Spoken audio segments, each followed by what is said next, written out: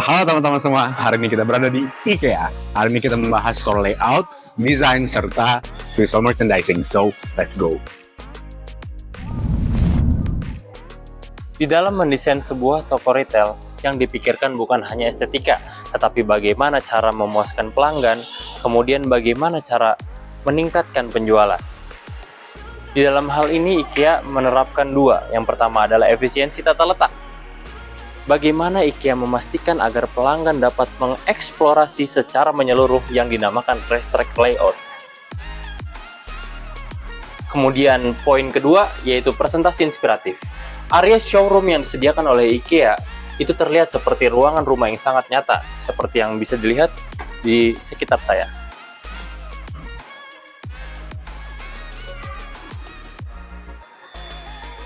Utilitarian di dalam desain toko retail berfungsi sebagai kemudahan dan efisiensi pelanggan di dalam menemukan serta membeli sebuah produk. IKEA di dalam hal ini menekankan dua hal. Yang pertama adalah navigasi yang struktur, kemudian yang kedua adalah signage yang minimalis namun efektif.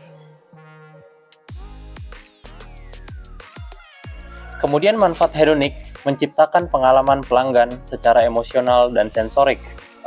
Di dalam hal ini, IKEA menerapkan tiga hal. Yang pertama yaitu inspirasi visual. Area showroom dibuat seperti menstimulasi imajinasi pengalaman pelanggan. Kemudian poin kedua yaitu eksplorasi produk yang terencana. Yang awalnya ketika saya datang tidak ingin berbelanja piring, kemudian saya ingin berbelanja piring. Kemudian masuk ke poin ketiga yaitu pengalaman sensorik.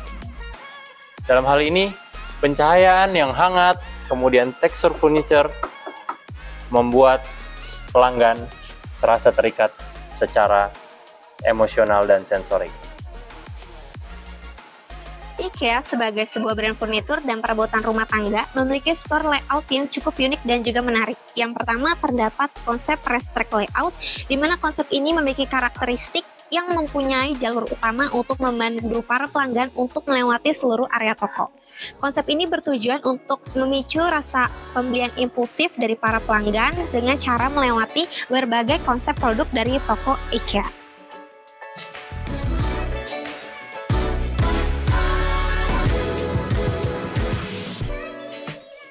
Oke, konsep selanjutnya terdapat The IKEA Maze. Jadi konsep ini berbentuk seperti labirin. Jadi pelanggan akan merasakan pengalaman berbelanja seperti di labirin. Nah, di labirin ini terdapat produk furnitur dengan beberapa kategori seperti ruang tamu, ruang keluarga, dapur, toilet, dan lain-lain. Nah, beberapa kategori produk furnitur ini telah disusun seunik dan seinovatif mungkin yang dapat menarik para pelanggan sehingga mereka bisa melakukan pembelian secara impulsif. Nah, kedua konsep store layout dari IKEA ini telah menjadi store layout yang unik dan juga menarik. Nah, maka dari itu IKEA telah menjadi brand yang mudah diingat dan dipilih. Nah, selain untuk berbelanja perabotan rumah tangga, IKEA juga telah menjadi tempat hiburan bagi para pelanggan.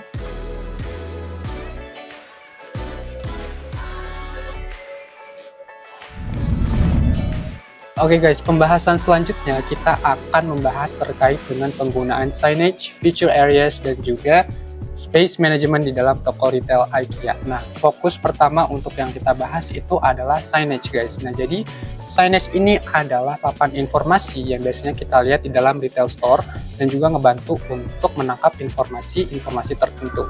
Nah, contoh pertama dari signage itu adalah call to action signage atau CTA signage. Nah, jadi CTA signage itu adalah papan yang mengajak kita untuk melakukan sesuatu. Tujuannya simple, untuk mendorong kita buat langsung take action. Nah guys, contohnya di sini IKEA mengajak para pengunjung untuk mencoba layanan desain interior mereka. Oke guys, contoh kedua dari signage yaitu adalah kategori signage. Yang mana kategori signage ini ngebantu para pengunjung untuk mencari berbagai kategori produk yang tersedia di dalam toko. Jadi kita tidak perlu bingung untuk mencari berbagai tempat kategori produk yang tersedia di dalam toko ini guys. Nah contohnya, di sini ada kategori khusus pengaturan dan penyimpanan. Nah setelah itu di sini ada kategori khusus lampu. Nah, papan-papan seperti ini yang membantu para pengunjung untuk mencari berbagai kategori produk yang ingin mereka cari, guys. Oke guys, contoh ketiga dari signage itu adalah promotional signage, di mana promotional signage ini bertujuan untuk mempromosikan sesuatu, entah itu produk, diskon, atau tawaran khusus lainnya. Contohnya seperti ini ya guys. Oke guys, contoh keempat dari signage kita ada point of sale signage. Jadi ini adalah papan untuk kita bisa lihat langsung produk, harga, dan informasi penting lainnya. Seperti ini guys. Nah, jadi signage ini bertujuan untuk kita memahami hal-hal yang menarik perhatian produk yang ditawarkan. Seperti itu ya guys.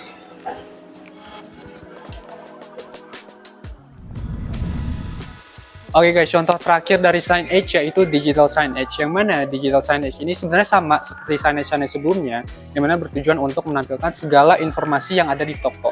Nah, bedanya digital signage ini menggunakan layar elektronik untuk menampilkan informasi-informasi tersebut. Fitur area di dalam toko retail IKEA dirancang untuk menciptakan pengalaman belanja dengan inspiratif, efisien, dan terstruktur, sambil memaksimalkan penggunaan ruang melalui berbagai zona dengan tujuan yang khusus.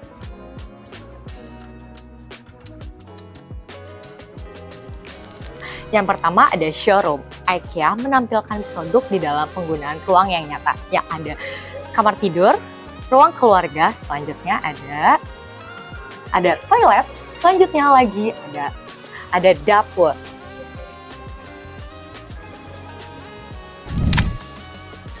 Feature area selanjutnya yaitu market hall, yang mana pengunjung setelah melihat berbagai inspirasi di showroom, mereka bisa membeli perintilan-perintilan tersebut di market hall. Contohnya ada apa aja? Contohnya ada bantal, selimut, lampu, organizer, dan sebagainya. Feature area selanjutnya yaitu adalah pojok diskon atau biasa dikenal sebagai as is section. Nah, di sini IKEA menawarkan produk-produk defect mereka yang tidak lolos quality control atau barang-barang yang telah mereka gunakan sebagai display pajangan mereka. Dan mereka di sini menawarkan dengan harga yang sangat miring untuk tetap bisa memancing pelanggan untuk tetap membelinya. Feature area selanjutnya yaitu adalah restoran, di mana pengunjung di sini tidak hanya membeli berbagai furnitur di IKEA saja, tetapi mereka juga bisa membeli berbagai menu makanan dan juga minuman. Feature area selanjutnya yaitu adalah checkout area, yang mana di sini adalah tempat untuk membayar ketika pelanggan sudah selesai berbelanja. Nah, selain tempat untuk membayar, di sini juga ada impulsive buying section, yang mana ketika pelanggan sedang mengantri, IKEA di sini bisa memancing mereka untuk membeli produk-produk yang sebelumnya mungkin tidak ada di list pembelian mereka. Pendekatan pertama dalam space management adalah decompression zone. Di sini adalah ruang yang relatif bebas dari gangguan untuk memperkenalkan customer ke lingkungan yang baru.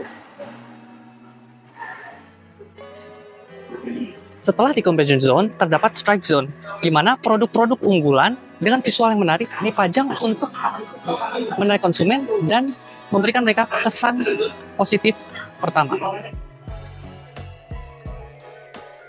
Yang terakhir, dalam pendekatan space management, ada penggunaan wall space di IKEA.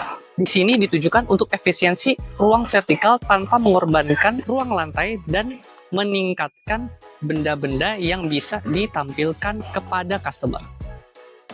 Pembahasan yang kelima adalah analisis visual merchandising, merchandising presentation technique, serta store atmosphere, di mana IKEA sendiri mengatur visual merchandising-nya agar tetap rapi, realistis, serta menarik untuk dibeli oleh pelanggannya. Oke, poin selanjutnya adalah merchandising presentation technique. Di sini kita berada di self-service warehouse, di mana teman-teman bisa lihat banyak sekali barang-barang berat kayak lemari, meja, kursi yang ada di tumpukan-tumpukan gudang di sini. Dan kita bisa lihat di sebelah sana ada rak atau section sendiri, yang mana di showroom tadi teman-teman bisa lihat banyak sekali nomor-nomor section yang bisa teman-teman cari. Jika terdapat teman-teman beli barang yang mau dibeli di atas, bisa dicari di sini agar langsung dilanjutkan ke kasir. Seperti itu. Merchandise technique presentation yang kedua adalah theme area, di mana tema-tema tertentu disajikan. Seperti saat ini ada laundry room. Para konsumen bisa melihat dan menyesuaikan laundry room sesuai dengan preferensi mereka masing-masing. Poin ketiga adalah interaktif dan praktis, di mana para konsumen bisa merasakan produk-produk serta fungsi dari produk itu sendiri. Seperti contohnya, bangku yang bisa dibuka. Poin yang ketiga adalah store atmosfer, di mana IKEA sendiri merancang agar store-nya dinikmati oleh para pelanggannya dan memberikan pengalaman yang baik dengan strategi pencahayaan yang bagus, musik yang enak, serta aromanya yang harum.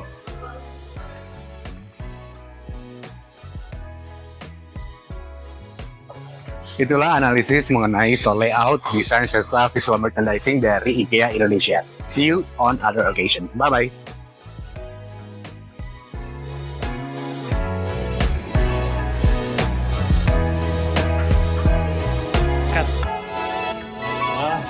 Sorry.